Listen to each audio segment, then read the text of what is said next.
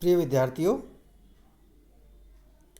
आज का जो हमारा विषय है वो है dispersion relation in diatomic linear lattice,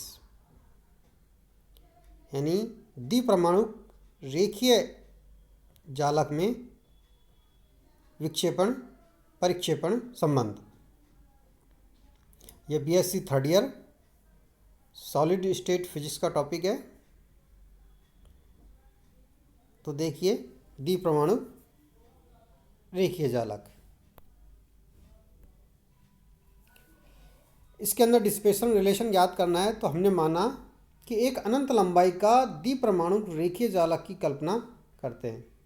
अनंत लंबाई का द्विपरमाणु रेखीय जालक है और रेखीय जालक है, उसके अंदर जो परमाणु हैं उनका द्रव्यमान क्रम से m1 व m2 तथा निकटतम परमाणुओं के बीच की दूरी स्मॉल a है।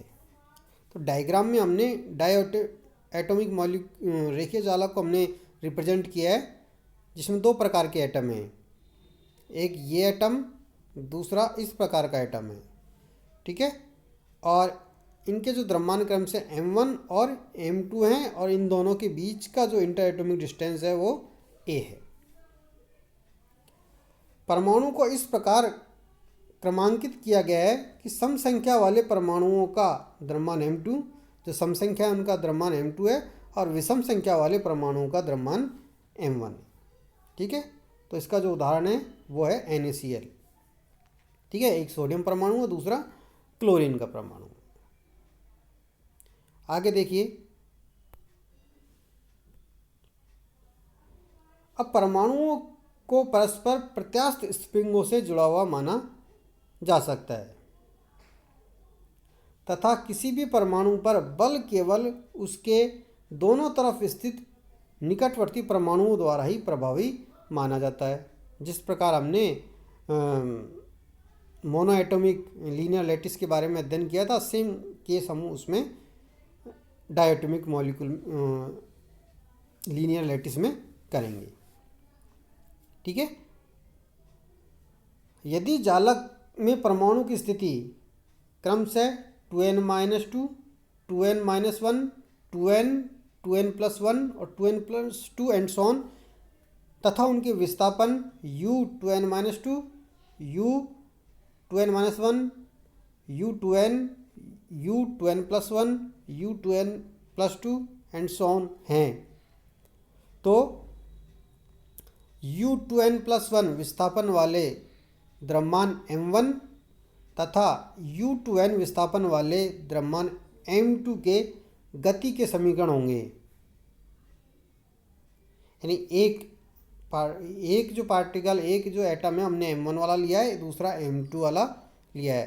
तो m1 वाला लिया, उसका विस्थापन u2n+1, और m2 द्रव्यमान का जो पार्टिकल या एटम हमने लिया, उसका विस्थापन u2n है। तो हम गति का समीकरण लिखना है। तो गति का जो समीकरण है वो हम किस प्रकार लिख सकते हैं? m1 d2 u2n+1 upon dt² equal to beta bracket u2n+2 plus u2n minus 2 u2n+1, ठीक है। इसी प्रकार हम लिखेंगे u2n के लिए। तो हमारे पास इस प्रकार दो समीकरण प्राप्त हो जाएंगे, समीकरण नंबर 1 और समीकरण नंबर 2। मैं जो रिप्रेजेंटेशन बोल रहा हूँ वो इस प्रकार का रिप्रेजेंटेशन है, इसलिए इस PDF को देखकर ही समझें क्योंकि मैं क्या कहना चाह रहा हूँ और इसके अंदर क्या लिखा हुआ है, ठीक है।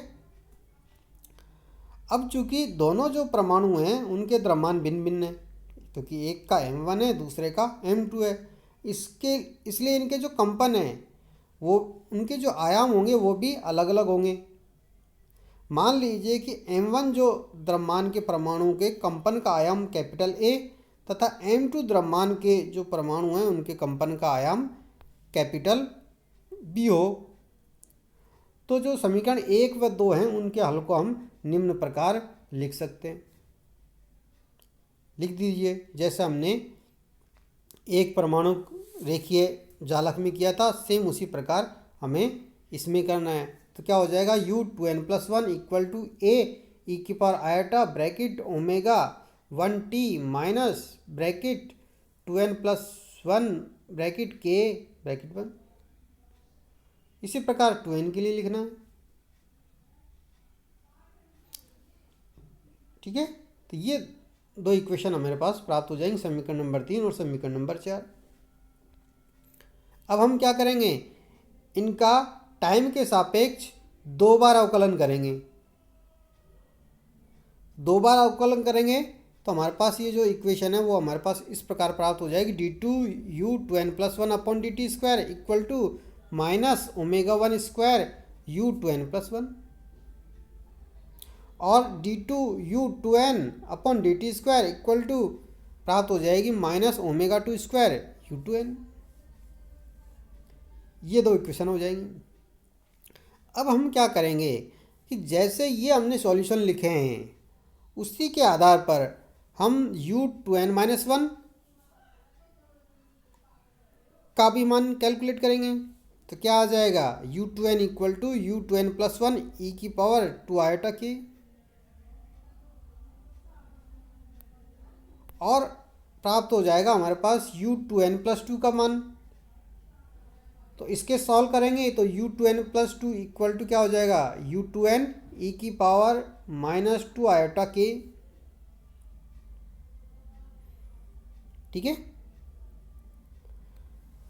अब देखो, अब ये u2n+2 का हमने लिखा है u2n की फॉर्म में, तो इसमें ध्यान रखना दोनों का जो मास है वो सेम होगा, उसी में कन्वर्ट करना है, दूसरे के अंदर हमें कन्वर्ट नहीं करना है। ऐसा नहीं हो कि इसका मास m1 हो, इसका मास आए जो है m2 हो, तो इस प्रकार के हमें कन्वर्ट नहीं करना है। ठीक है, अब क्या करेंगे, ये जो मान है वो समीकरण 1 व 2 में रखेंगे। समीकरण 1 में 2 में रखेंगे और हल करेंगे तो हमारे पास ये इक्वेशन आ जाएगा। इसको नाम दे दिए समीकरण नंबर 9 और इसको नाम दे दिए समीकरण नंबर 10। सिंपली हमने इसमें मान रखा है और u2n+1 की जो गुणांक है उनको एक साइड कर लिया है और u2n वाले पद को एक साइड कर लिया है। दूसरे इक्वेशन में हमने u2n वाले पद एक साइड कर लिए और u2n+1 वाले पद एक साइड कर लिए। ठीक है, आगे देखिए, अब समीकरण 9 से देखिए, u2n+1 अपॉन u2n कैलकुलेट कर लीजिए, इतना मान आ जाएगा। समीकरण 10 से हम ज्ञात करेंगे u2n अपॉन u2n+1, तो उसका मान इतना आ जाएगा। ठीक है, तो अब दोनों समीकरणों से देखिए, इन दोनों समीकरणों का उपयोग करके हम क्या लिख सकते हैं, ये वाला इक्वेशन। तो देखो u2n+1 अपॉन 2n, इसका मान तो ये इतना कितना आ गया यहाँ पर, इक्वल टू ये जो राशि है वो उल्टा, जस्ट उल्टा है, u2n अपॉन u2n+1, हमें चाहिए u2n+1 अपॉन u2n, तो इसका उल्टा कर दीजिए, तो उल्टा करेंगे तो ये बराबर है उसके हो जाएगा। ठीक है, इसको नाम दे समीकरण नंबर 11। अब हम क्या कर रहे हैं कि जो समीकरण नंबर 11 है इसमें u2n+1 और u2n का मान रख दीजिए, तो ये इक्वेशन आ जाएगी हमारे पास। मान रख दीजिए, इसमें इन दोनों का मान रख दिया तो ये इक्वेशन में प्राप्त हो जाएगी। इसको मैं कह रहा हूँ समीकरण नंबर 12। अब ये जो समीकरण नंबर 12 है वो सभी मानों के लिए, इन टाइम के सभी मानों के लिए यथार्थ है, और इसमें क्या है कि t से संबंध राशि उपरोक्त समीकरण के दाएं और बाएं पक्ष में बराबर हो तो यही यथार्थ होगी, अदरवाइज यथार्थ नहीं होगी। तो t से जो संबद्ध राशि है वो देखिए, t से जो संबद्ध राशि है इसके अंदर देखिए ω1 और ये ω2 है। t के सभी मानों के लिए यथार्थ है, तो कब बराबर होगी, जब ω1 और ω2 दोनों बराबर होंगे। तो ये इक्वेशन है जो है 12 है, समीकरण नंबर 12 वैलिड होगा, अदरवाइज वैलिड नहीं होगा। तो क्या कीजिए, बराबर कर दीजिए। तो हमने यहाँ पर बराबर कर दिया ω1 इक्वल टू ω2 इक्वल टू ω। ठीक है, अर्थात परमाणु के द्रव्यमान भिन्न भिन्न होने पर भी वे चालक में समान आवर्ती से कंपन करेंगे, परंतु उनके कंपन आयाम भिन्न भिन्न होंगे। आवर्ती सेम रहेगी लेकिन उनका जो एम्पलीट्यूड है कंपन का वो अलग अलग होगा।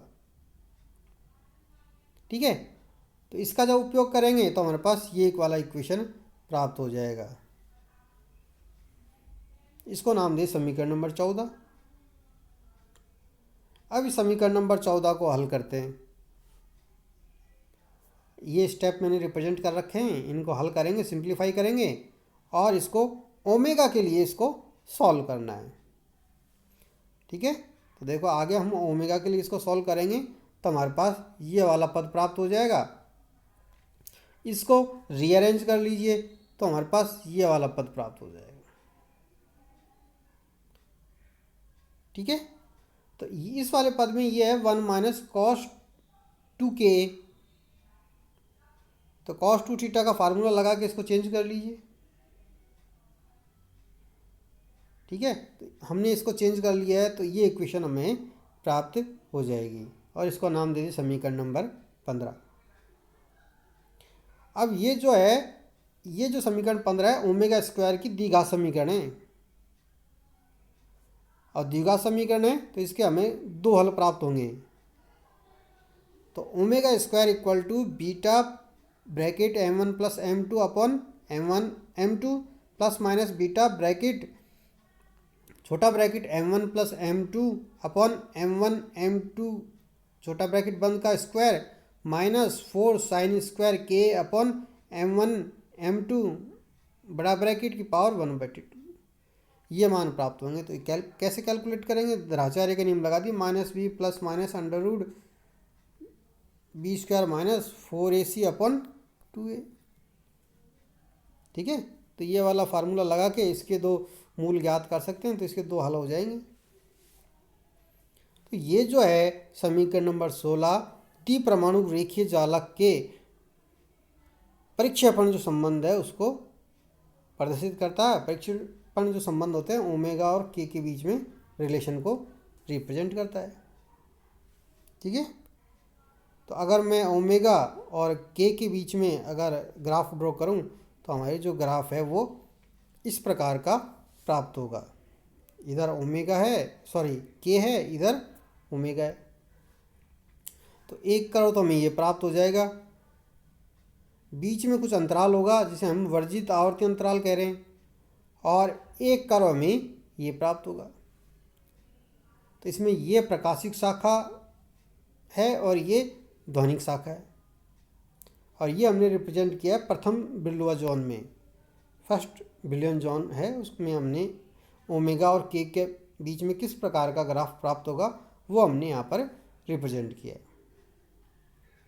और इसके आगे का ये ग्राफ किस प्रकार का प्राप्त हुआ, ऐसा ही क्यों प्राप्त हो रहा है, तो उसका जो अध्ययन है हम अगले नेक्स्ट वीडियो के अंदर करेंगे। धन्यवाद।